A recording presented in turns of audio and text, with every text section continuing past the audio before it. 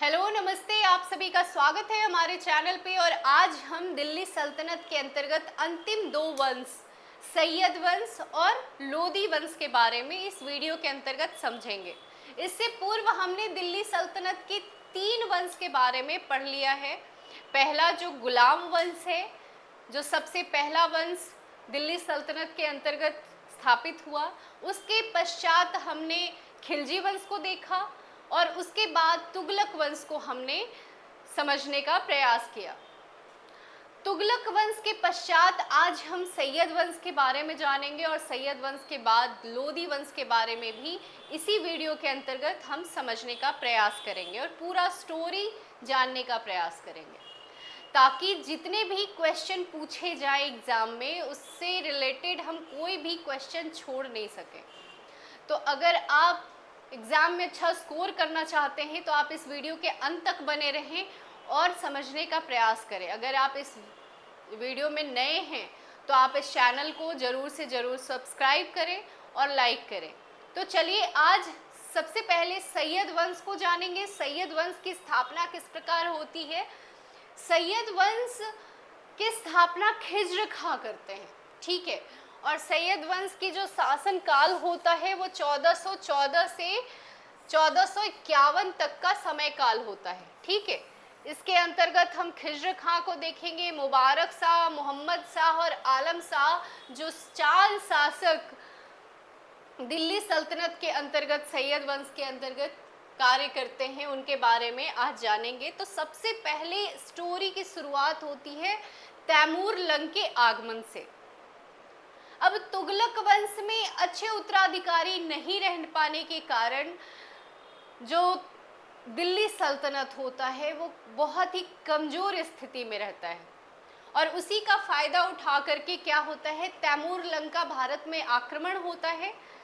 और उस समय तुगलक वंश के जो शासक होते हैं नसीरुद्दीन महमूद शाह, जिनके साथ इनकी लड़ाई होती है तैमूर लंग की, और उसमें नसीरुद्दीन महमूद शाह की पराजय भी हो जाती है। और विजय के पश्चात जब लौट रहे होते हैं तैमूर लंग, तो तैमूर लंग ने खिज्र खां को मुल्तान, दीपालपुर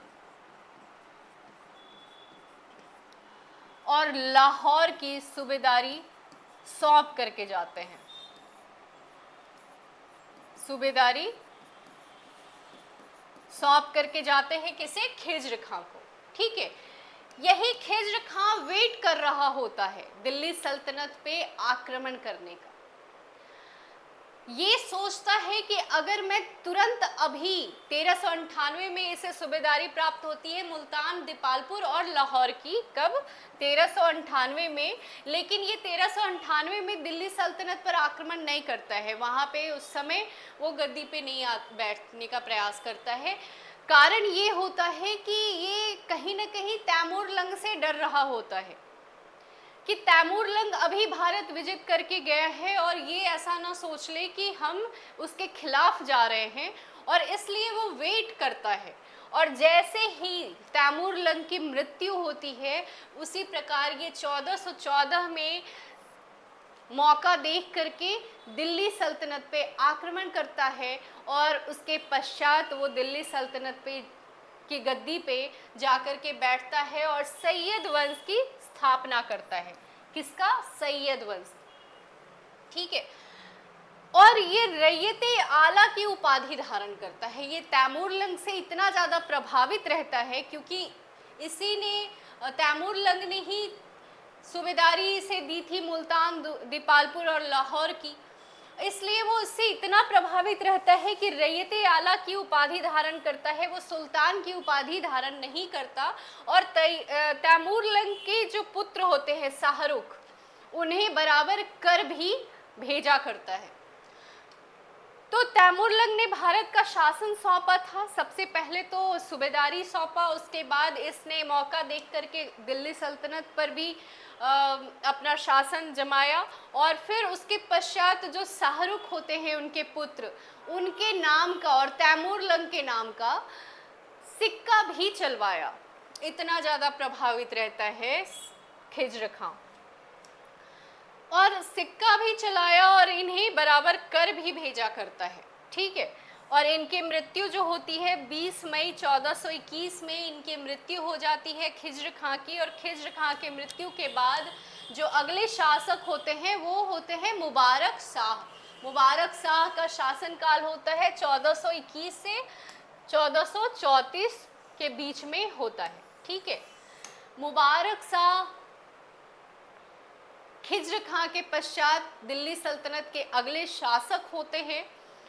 और ये मुबारक शाह जो है ये सुल्तान की उपाधि धारण करते हैं, अपने नाम का खुतबा भी पढ़ाते हैं। और जो तैमूरलंग और शाहरुख के नाम से जो सिक्के चलाए जा रहे थे खिज्र खां के काल में, इन्होंने उसे बंद करा करके अपने नाम का सिक्का ये चलाते हैं। और यही मुबारक शाह जो है मुबारकाबाद नगर को भी ये बसाते हैं, कहाँ, यमुना नदी के किनारे, ठीक है। मुबारकाबाद नगर की स्थापना भी करते हैं यमुना नदी के किनारे। इन्हीं के दरबार में याह्या बिन अहमद सरहिंदी को वहाँ रखा जाता है, जो लिखते हैं तारीख़ मुबारक शाही, ठीक है। तारीख़ मुबारक शाही जिसमें मुबारक शाह के बारे में वर्णन किया गया है। और इनके पश्चात मोहम्मद शाह अगले शासक होते हैं, जो खाने खाना की उपाधि किसे देते हैं, बहलोल लोदी को। किसे, बहलोल लोदी को खाने खाना की उपाधि देते हैं मोहम्मद शाह। और यही बहलोल लोदी जो है जो अंतिम शासक होते हैं अलाउद्दीन आलम शाह, जिसके मृत्यु करके वो दिल्ली सल्तनत के गद्दी पे बैठते हैं और लोदी वंश की स्थापना करते हैं, ठीक है। तो इस प्रकार हमने देखा सबसे पहले खिज्र खां, सैयद वंश के अंतर्गत सबसे पहले जो शासक होते हैं खिज्र खां, जो सैयद वंश की स्थापना करते हैं। उसके पश्चात आते हैं मुबारक शाह, मुबारक शाह के बाद आते हैं मोहम्मद शाह, मोहम्मद शाह के बाद अलाउद्दीन आलम शाह आते हैं। और यही अंतिम शासक रहते हैं सैयद वंश के अंतर्गत, जिसे बहलोल लोदी हटा करके अलाउद्दीन आलम शाह जो होते हैं वो इन्हें मारता नहीं है। ये क्या होता है कि इन्हें जब दिल्ली सल्तनत पे बिठाया जाता है तो ये बदायूं घूमने जाते हैं, और बदायूं इनको इतना पसंद आता है कि बदायूं में ही ये जाकर के बस जाते हैं, ठीक है। और जब दिल्ली सल्तनत की गद्दी जब खाली दिखती है, बहलोल लोदी उसी का फ़ायदा उठाते हैं और दिल्ली सल्तनत की गद्दी पे ये बैठ जाते हैं। और अलाउद्दीन आलम शाह को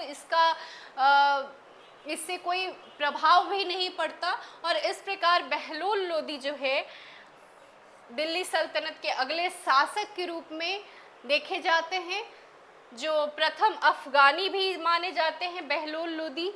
और इस प्रकार लोदी वंश की स्थापना होती है। सैयद वंश के अंतिम शासक अलाउद्दीन आलम शाह होते हैं और उसके पश्चात लोदी वंश की स्थापना होती है। प्रथम अफगान राज्य माना जाता है। अब लोदी वंश के अंतर्गत हम लोग जो पढ़ेंगे बहलोल लोदी, सिकंदर लोदी और इब्राहिम लोदी, ठीक है। इन तीनों के बारे में आज हम डिस्कस करेंगे। लोदी वंश का जो कार्यकाल रहता है 1451 से 1526 के बीच में।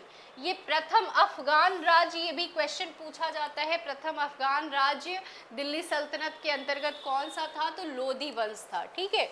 लोदी वंश जो बहलोल लोदी इनकी स्थापना करते हैं, ठीक है। बहलोल लोदी का कार्यकाल 1451 से 89 के बीच में रहता है। लोदी वंश का संस्थापक जो है बहलोल लोदी रहते हैं। ये प्रथम अफगान राज्य के स्थापना का श्रेय बहलोल लोदी को ही दिया जाता है, ठीक है। बहलोल लोदी ने बहलोल सिक्के का भी प्रचलन करवाया। वह अपने सरदारों को मकसदे अली कहकर पुकारता था, ठीक है। सल्तनत कालीन सुल्तानों में सर्वाधिक समय तक सुल्तान रहा, ठीक है। सर्वाधिक समय तक जो शासन काल रहा वो किसका रहा, बहलोल लोदी का, दिल्ली सल्तनत के अंतर्गत। तो ये भी आपको ध्यान में रखना है, ठीक है। अगले जो शासक होते हैं सिकंदर लोदी, ठीक है। सिकंदर लोदी काफी प्रचलित भी रहते हैं, इन्होंने ही जजिया कर को भी समाप्त किया था, आगरा नामक शहर को बसाया। इसका जो समय काल है 1489 से 1517 के बीच में। इनका नाम निजाम खां था, जो बाद में सिकंदर लोदी की उपाधि से नवाजे जाते हैं, और आगरा नामक शहर को बसाया।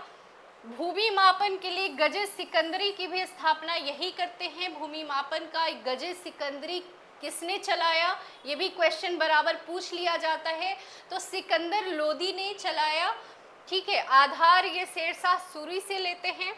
अनाज से इन्होंने कर को हटा दिया था, ठीक है। तो इस प्रकार सिकंदर लोदी के बारे में आप समझेंगे। सिकंदर लोदी ने ही गुलरुखी नाम से कविता रखा था, ये अपने नाम का प्रयोग नहीं करते थे, गुलरुखी नाम से ये कविता लिखा करते थे। आयुर्वेदिक ग्रंथ को फारसी में अनुवाद करा है फरहंग ए सिकंदरी ने किया। गायन ग्रंथ है लज्जत ए सिकंदर शाही, भारतीय संगीत का प्रथम फारसी ग्रंथ है लज्जत ए सिकंदर शाही, ठीक है। वास्तुकला में दिल्ली के अंतर्गत बहलोल लोदी का मकबरा ये बनाते हैं। मोठ मस्जिद दिल्ली सल्तनत का अंतिम शासक की मृत्यु होती है 1517 ईस्वी में। ये अंतिम महान शासक माने जाते हैं दिल्ली सल्तनत के अंतर्गत। कौन? सिकंदर लोदी, ठीक है। तो इस प्रकार ये सारे पॉइंट आपके एग्जाम में पूछे जा सकते हैं। इब्राहिम लोदी लोदी वंश के अंतिम शासक होते हैं। इन्हीं के शासन काल में पानीपत के प्रथम युद्ध होता है। तो इब्राहिम लोदी के बारे में आज जानेंगे। 1517 से 1526 के बीच में इसका कार्यकाल होता है। दिल्ली सल्तनत पर लोदी वंश का अंतिम शासक ये माने जाते हैं इब्राहिम लोदी। ग्वालियर शासक विक्रमजीत को पराजित करते हैं, ठीक है। जो ग्वालियर शासक होते हैं विक्रमाजीत, उनको पराजित करते हैं। खतौली का युद्ध ये होता है इब्राहिम लोदी और राणा सांगा के बीच में। खतौली का युद्ध ये बराबर पूछ लिया जाता है 1518 ईस्वी में। मालवा के राणा सांगा के बीच में होता है। इब्राहिम लोदी और राणा सांगा के बीच में राणा सांगा विजित हो जाते हैं, विजय प्राप्त करते हैं। दौलत खां लोदी व आलम खां लोदी जो है वो बुलाते हैं किसे? बाबर को। काबुल शासक जो बाबर होता है उसे बुलाते हैं। इब्राहिम लोदी से परेशान होकर के वहाँ के जो अन्य लोग होते हैं वो परेशान होते हैं, इसलिए दौलत खां लोदी और आलम खां लोदी जो होते हैं वो परेशान होकर के काबुल शासक बाबर को बुलाते हैं। वो ऐसा सोचते हैं कि बाबर आएगा, हमारा साथ देगा, भारत में थोड़ा बहुत लूटपाट करेगा और फिर से वापस हो जाएगा। जिस प्रकार से मोहम्मद गौरी वगैरह आए थे उसी प्रकार से इन लोगों ने सोचा। राणा सांगा ने भी बाबर को लेटर भेजा था आने के लिए। तो इस प्रकार सभी ने सोचा कि वो आएंगे और लौट के वापस चले जाएंगे, लेकिन ऐसा होता नहीं है। पानीपत का प्रथम युद्ध होता है बाबर और इब्राहिम लोदी के बीच में, जिसमें बाबर ने तोपखाना का प्रयोग करता है। सबसे पहले बारूद का प्रयोग बाबर ने ही शुरुआत करती है। कुशल सेना के कारण विजय भी प्राप्त करता है और इस प्रकार पानीपत के प्रथम युद्ध में इब्राहिम लोदी मारा जाता है। और पानीपत का प्रथम युद्ध कब होता है? 21 अप्रैल 1526। ये हर एग्जाम में पूछा जाता है, ठीक है। इसी के काल में इब्राहिम लोदी के समय में ही इब्राहिम लोदी से लोग परेशान इतने हो जाते हैं कि बाबर को इससे युद्ध करने के लिए बुलाते हैं। अब बाबर आता है और पानीपत में लड़ाई होती है इनका प्रथम युद्ध होता है। पानीपत का प्रथम युद्ध कब? 21 अप्रैल 1526 में। इब्राहिम लोदी इसमें पराजित होता है, मारा जाता है और इसी में बाबर ने सबसे पहले बारूद का प्रयोग करता है, तोपखाना प्रचलन करता है। फिर कुशल सेना के कारण विजय भी होता है, विजय को प्राप्ति करता है और भारत में फिर बाबर जो है मुगल साम्राज्य की स्थापना करता है। पानीपत के प्रथम युद्ध के पश्चात राणा सांगा भी लेटर लिखता है, लेकिन राणा सांगा के साथ भी बाबर का अगला युद्ध होता है। ठीक है, तो इस प्रकार राणा सांगा जैसे लोग जो ऐसा सोचते हैं कि बाबर को बुलाएं और बाबर आएगा, हमें विजय दिलाएगा, फिर उसके बाद वो वापस लौट जाएगा थोड़ा बहुत धन लेकर के, लेकिन ऐसा हुआ नहीं। वो आकर के मुगल साम्राज्य की स्थापना करता है और दिल्ली सल्तनत का इस प्रकार अंत हो जाता है और लोधी वंश का पूरा अंत होता है, पूरा दिल्ली सल्तनत का ही अंत होता है और भारत में अगला जो समय काल शुरुआत होता है वो मुगल साम्राज्य का होता है। तो भारत में अगला जो हम देखेंगे मुगल साम्राज्य के बारे में, आज हमने देखा सैयद वंश, लोधी वंश के बारे में, दिल्ली सल्तनत के बारे में इतने दिनों से हम लोग देख रहे थे, जानकारी इकट्ठा कर रहे थे, इससे क्वेश्चन भी बहुत सारा पूछा जाता है। तो सैयद वंश में कुछ क्वेश्चन है, जो सैयद वंश के अंतिम शासक कौन थे, तो आलम शाह थे, ये ध्यान में रखना है। इसमें जो सब्जेक्टिव क्वेश्चन है, सैयद वंश की स्थापना किन परिस्थितियों में हुई थी, इस वंश के प्रमुख शासकों के बारे में वर्णन कीजिए। ठीक है, तो हम समझते हैं कि आप आंसर कहीं से भी पूछा जाए, क्वेश्चन पूछा जाए, आप आंसर अच्छे से कर पाएंगे, कहीं भी आपको प्रॉब्लम नहीं होगी। इस वीडियो के देखने के पश्चात आप बुक में ज़रूर देखें, प्रशासन के बारे में पूरा नॉलेज आपको रखना है। ठीक है, सारी चीज़ों को आप बुक में जा कर के देख सकते हैं, कोरिलेट कर सकते हैं, नोट डाउन करें, याद करें, समझने का भी प्रयास करें। तो अगर एग्ज़ाम में आपको क्रैक करना है तो आप ध्यान से अभी से कड़ी मेहनत के साथ लगे रहें। तो अगर ये वीडियो आपको पसंद आता है तो चैनल को लाइक करें, सब्सक्राइब करें। धन्यवाद।